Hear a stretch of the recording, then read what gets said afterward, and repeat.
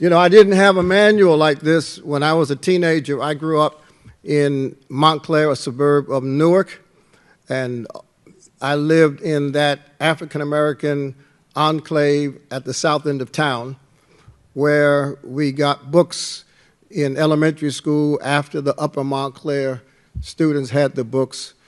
We had services that were inadequate. And when I was about 14 or 15, it was my love for basketball that really introduced me to what Harry stands for and what we've gathered to discuss.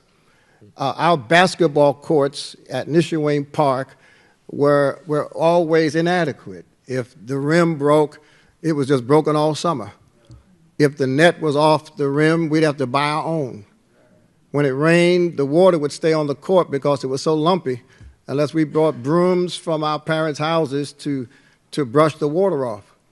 And one day, a few of us came home a different route, and we bumped into some of the parks in Upper Montclair. And they looked like country clubs.